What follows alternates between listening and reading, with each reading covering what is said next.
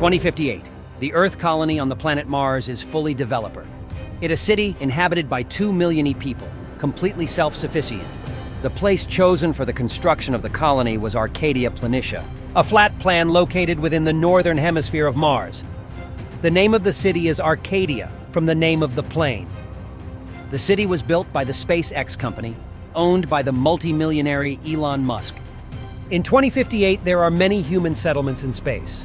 Each nation has its own colony on the Moon and orbital stations around the Earth. But Arcadia is the only human city on Mars and the largest space colony of the solar system. The Earth is now inhabited by 8 billion people and the population continues to grow. From a political point of view, in 2059, the nations are the same as in 2020, but the world is multipolar. The United States are still the leading power on Earth. However, NATO was dismantled before 2030. Thanks to immigration, Canada is now a country of 100 million inhabitants. India is a giant of 2 billion people, the largest economy in the world. China is still a big power. Japan has one of the strongest armies of the world. Russia has benefited from global warming. Siberia has become an immense temperate land rich in resources. The European Union has continued the path it began in year 2000 and is now a dictatorship. This is the situation in an Earth characterized by many social tensions. In many countries, freedom is limited, and the effects of pollution and the scarcity of raw materials are beginning to be felt. Hence, the race towards space. The political situation on Mars is unclear. Theoretically, the Mars colony is a simple extension of the Earth. The 1967 Outer Space Treaty states that the country of origin of the launch is responsible for subsequent space activities. But on Mars, there is a people with a completely new kind of civilization and distinct goals, values, fears, and desires, and they don't care about a 1967 treaty. 2060, April 20th. A referendum is called in the city of Arcadia, and the answer is obvious: a plebiscite for independence. Immediately afterwards, a parliament was elected, the Constitution is voted on. June 2030. Mars is independent. However, no one on Earth likes the idea of Mars's independence. The USA has always considered Mars a protectorate, a resource to be capitalized on. NASA has invested enormous sums in colonizing that planet. June 23, 2059, the military robots of the American base head towards the Martian Parliament. There is a firefight with the Arcadia guards, and the American robots are destroyed. It is a declaration of war. The First World's War is about to begin. What are the weapons that could be used in a space war in 2061? In 2061, spaceships are unsophisticated and rather delicate. We are at the dawn of space travel. There are not reliable space fighters, equivalent to aircraft. Therefore, there are no space aircraft carriers. You don't even need planes. Instead of planes, there is widespread use of unmanned drones guided by artificial intelligence, which approach the target and hit it with miniguns or short-range missiles before returning to base. The spaceship's propulsion system consists mainly of chemical engines, but larger ships use nuclear engines, relatively simple solid-core reactors that allow them to reach Mars in 2 to 3 months. The queens of space are the battleships.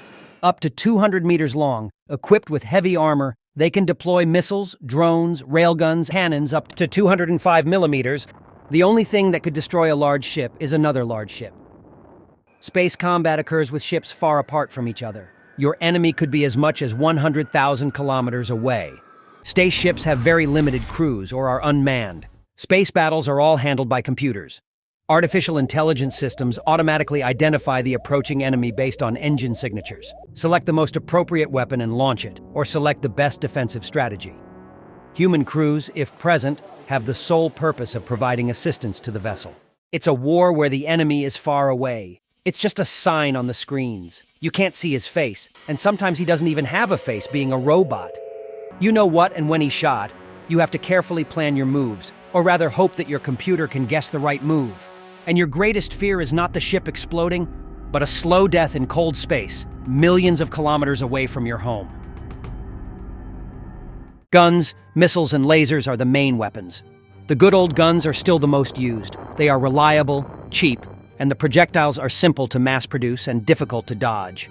A gun can be used in an environment where no oxygen is present, even in the vacuum of space. Inside the cartridge, there is a quantity of oxygen that allows the bullet to be fired. It is not necessary to hit the target directly. Although the vacuum greatly reduces shock waves, the projectiles can explode hundreds of meters from the ship, creating a swarm of thousands of fist-sized metal shrapnel arriving at tens of kilometers per second, a single one of which damages or even destroys the target. However, the weapons can only be used in close combat. Bullets only go in straight lines, so a long-range moving target is a difficult target. Rapid-fire guns are perfect as a defense against drones and missiles. Firing excessive amounts of properly dispersed cheap ammunition causes a metal storm that is difficult to avoid. Interestingly, in the vacuum of space, the fragment or projectile will remain moving at a constant speed and in a straight line unless it hits something. It could be in another solar system. The railguns. There are two rails of strong conductive materials and a sliding armature that crosses between them. The armature carries a projectile. When you dump an exceedingly amount of current through this system, a magnetic field is created, forcing the projectile out. Railgun projectiles can exceed 6 kilometers per second, 20,000 kilometers per hour. Hard to have armor that can save your ship. The missiles are essentially AI drones that engage the target, evade countermeasures, and hit the target. They are the best weapon for long-distance combat, so the majority of the cases. Long-range missiles have sufficiently advanced sensors, guidance systems, and battery power to be used to attack any target in the solar system. There are also single missiles that deliver many other missiles and false targets close to the enemy ship. The shape of the missiles remains that of aerodynamic tubes with fins, so they can also be used on planets with an atmosphere, or where a complete vacuum does not exist. Missiles, however, are expensive. Lasers. Lasers have the speed of light, 300,000 kilometers per second, so they hit targets instantly. There's no material, not even theoretical, that could resist a laser for any extended length of time. The problem is the extended length of time.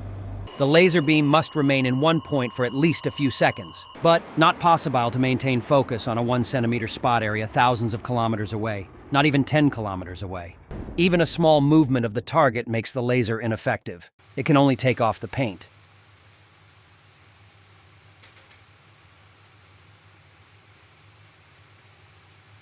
Shit! That's why lasers aren't very useful in the vastness of space against large moving spaceships like Dreadnoughts or space destroyers equipped with heavy armor designed to survive atmospheric re-entry. But they are good at long-range attacks against static targets such as space bases, and are very effective as a defense against drones, projectiles, or missiles, and for attacking specific fragile subsystems that can be destroyed or damaged in a second or two. Sensors, engines, or other laser weapons. Lasers suffer from bloom, meaning the beam widens and loses damage potential exponentially as the distance increases. A laser could have an effective range of 10,000 kilometers. Another problem is that they generate massive amounts of heat. Heat in space is a big problem because it is difficult to dissipate. Space is very cold, minus 270 degrees, but it's just empty. It's not like Arctic cold. There is no air in space. The most effective way to radiate heat is with radiators. In space battles, the nuclear weapons have limited usefulness. If a nuke explodes in the vacuum of space, the blast disappears completely. Thermal radiation also disappears. There is no air to heat. Nuclear weapons in space basically only emit gamma radiation and X-rays. Since a spaceship is already equipped with a shield that protects it from radiation in space, a nuke would have to explode relatively close by to damage the spaceship. Obviously, everything changes in the event of an attack on space installations on the Moon and against orbital stations. Thus, the primary space armaments are missiles and drones, with cannons and railguns in second place, and lasers playing a supporting role as a defense system. The Martians know perfectly well about the arrival of the Earth fleet. In empty space, there is no horizon, nothing to hide behind. Stealth is not possible. A telescope is sufficient to locate a ship from the moment it leaves the base, and if you somehow manage to avoid visual detection, you can't do anything about the heat. Once you turn your engines on, everyone in the solar system will see you. Against the minus 260 degrees of space vacuum, even a ship with its engine turned off will be tens of thousands of times warmer. Arcadia has an advanced industry producing machinery, Land Rovers, mining vehicles, and spaceship parts.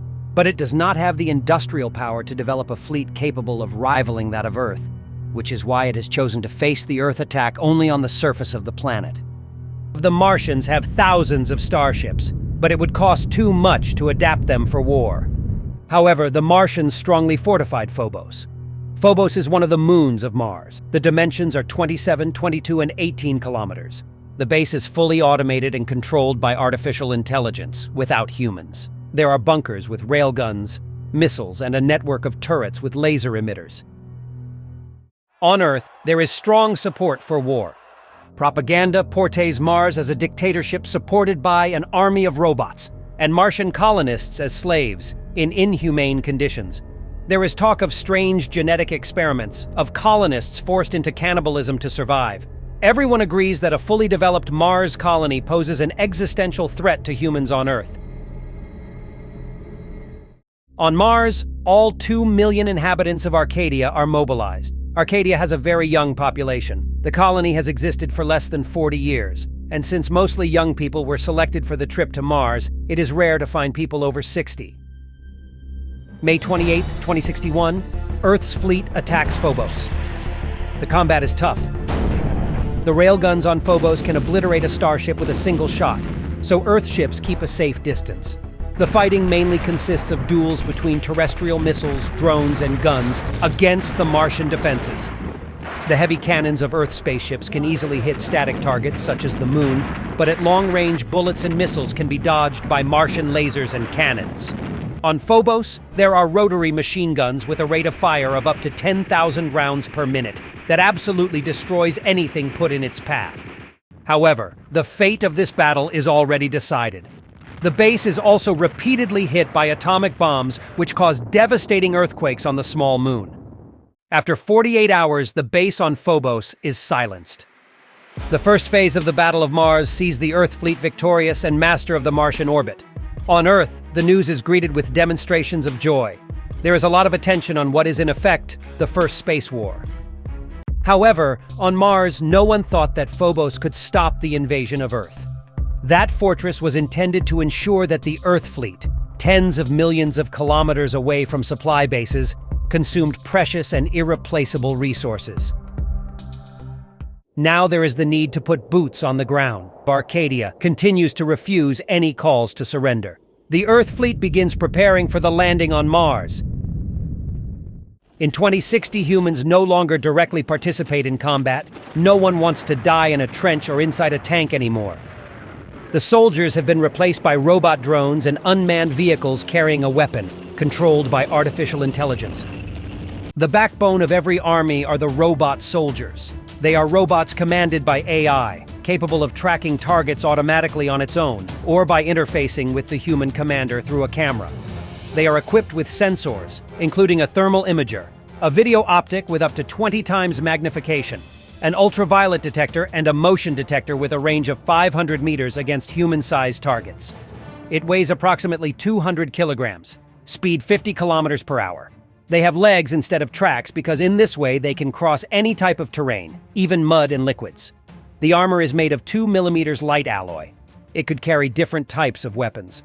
Machine guns up to 13 millimeters, lasers, missile launchers whose missiles can be remotely guided by the human commander. The batteries are located on the back of the robot. It has a maximum range of 200 kilometers on a single battery charge, but a multi-fuel hybrid gas turbine is used to generate electricity when the batteries are low, increasing the range up to 500 kilometers. In low combat situation, the battery can last several days. The sensors are protected by an exceptionally durable quartz-armored crystal shield. The main computer is not in the head but in the torso, at the heart level. It has additional protection with a thick layer of woven fire-resistant polymer armor. The few humans on the battlefield are inside small command vehicles hidden some distance away. They control a platoon of around 50 unmanned combat vehicles without ever setting foot outside the vehicle. The AI quickly generates options for the commander and identifies the best system to use. The Americans use the M580 armored personnel carrier. It is capable of carrying enough ammunition and supplies for 3 days of combat, and can also support troops on the ground with different weapon systems. There will be no planes in this war. A normal plane or drone won't fly on Mars. The atmosphere is 1% of what we have on Earth, practically a vacuum. The wings are useless. There isn't enough air to provide any noticeable lift. A helicopter or VTOL can fly on Mars, but they would have to have rotors twice as long as the same helicopter on Earth, and the blades must rotate 6 times faster.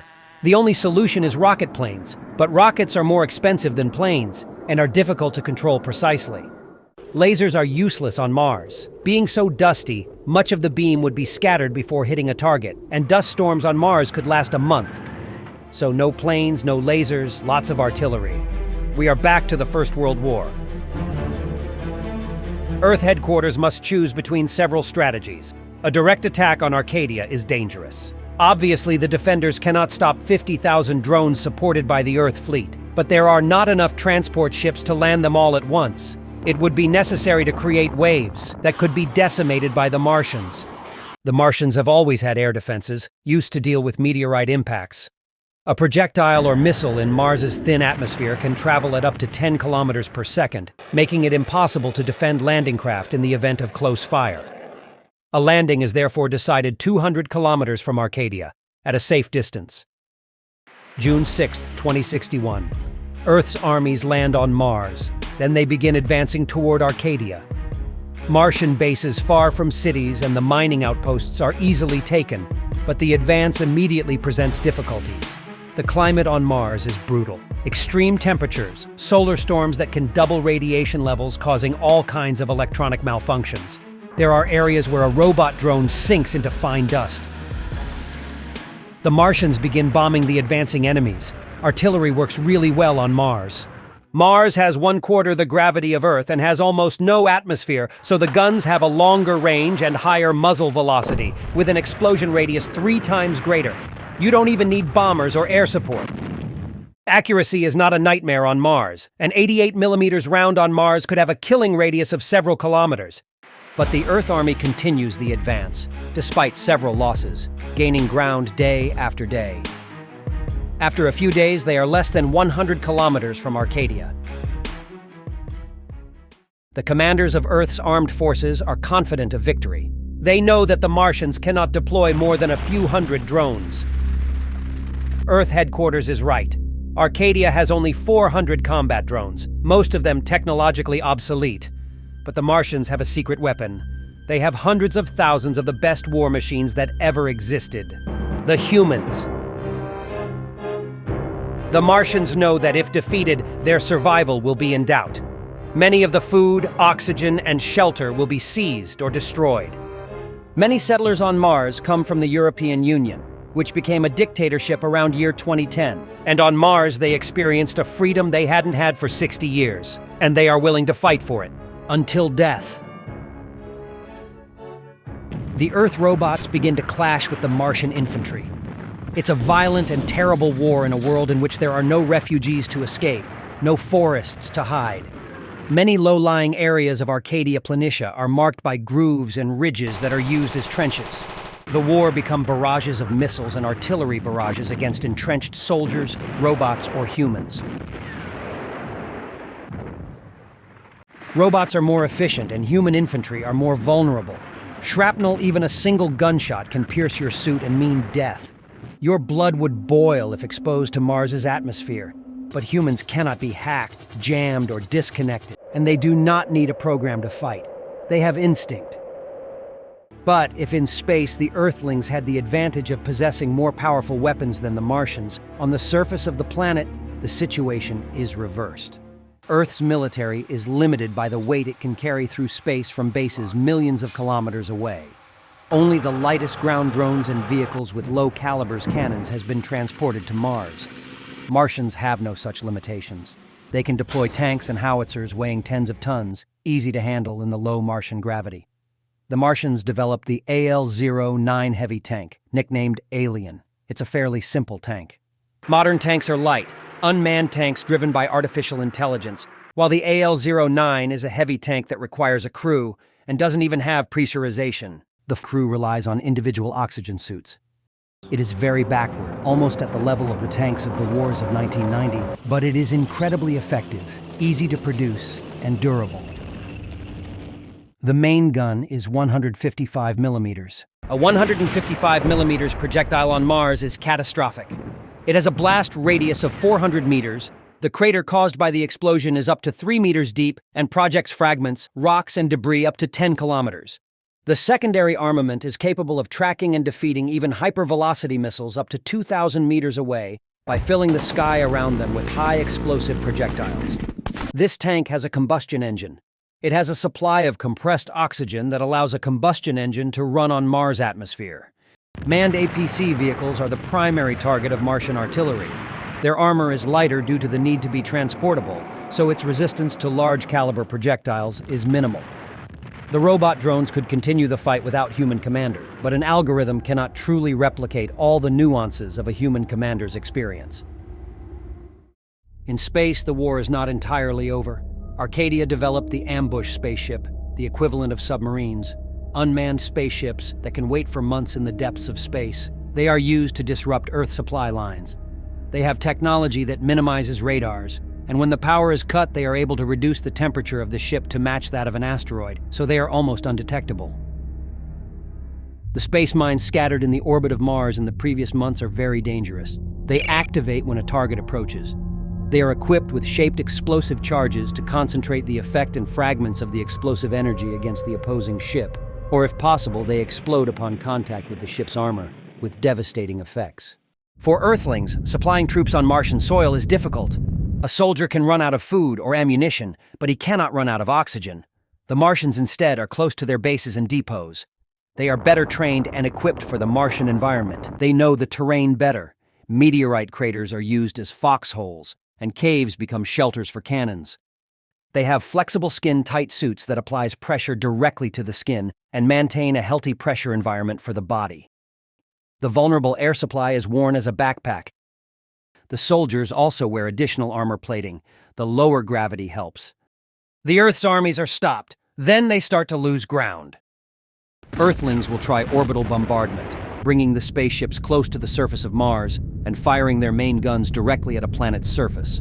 They have guided bombs weighing up to 2,000 kilograms and more than 4 meters long, which can be dropped from an altitude of 300 kilometers. However, this tactic is imprecise, and it is easy to dodge bombs falling on Mars from long distances thanks to the predictable trajectory. They will attempt landings in other locations, even direct attacks on Arcadia, but the battle, at this point, is lost. The planet Earth is moving away. The distance between the two planets is lengthening by 300 kilometers per minute. Indeed, the expedition was designed for a rapid campaign, not a long siege or war of attrition. The Earth Command hoped to find Mars practically defenseless, and that the Martians, seeing the powerful deployment of Earth's forces, would immediately surrender and march through the streets of Arcadia without even needing to fight. July 10th, 2061. The Earth Command gives the order to retreat. The re-embarkation operations of the troops landed on Mars take place under the fire of the Arcadia tanks, now at a few tens of kilometers from the embarkation area. Many of the combat robots are abandoned on Mars, too dangerous to recover them. After a few days, the Martians observe Earth ships departing from their planet. It is the end of the Battle of Arcadia. The Earthlings lost only a few hundred men, almost all due to accidents or on APCs hit by Martian artillery. But equipment losses are heavy. The damaged spaceships that cannot be repaired or make the long journey home are sent into the asteroid belt and detonated. A third of the Earth fleet is lost. On the contrary, the Martians suffered little damage to infrastructure, but considerable human losses, around 50,000 men, 5% of the population. Of course, the Earthlings could have wiped Arcadia off the face of Mars, but the conflict was about capturing the colony, rather than simply destroying very expensive facilities and rebuild it from scratch. Furthermore, only a portion of the Terran fleet was employed. Even though they participated in this expedition together, the nations of Earth do not have too friendly relations and cannot leave their nation defenseless. The bombing of Phobos destabilized its orbit. It could fall to the surface of Mars in the next few centuries or even decades, unless other atomics change its orbit, moving it away from Mars forever. In the orbit of Mars, there are now millions of bullets, rounds, fragments, Parts of spaceships, bombs, and other crap that will make any approach to Mars dangerous for centuries. Earth's armies have made many mistakes on the battlefield. The decision to land far away, a fleet that was too powerful at the expense of a less powerful land army, no knowledge of the Martian defenses, few supplies, few ammunition. But the worst error is having underestimate the Martian infantry. Someone will pay for this. Apology accepted. The USA would like to continue the war, organizing another expedition in 2 years. The President of the European Union agrees to continue the fight alongside the United States, but he is the only one. Russia, Japan, and India will not even agree to impose the embargo, making the American embargo useless. There are negotiations. In the end, the independence of Mars is recognized by all states on Earth. The Martians will allow the establishment of other colonies on Mars with some limitations. Earth will pay for damage to Arcadia's infrastructure in exchange for trade contracts and the like, so everyone is happy. This marks the end of the First World War. However, we all know that after a first war, a second often arrives, and maybe a third.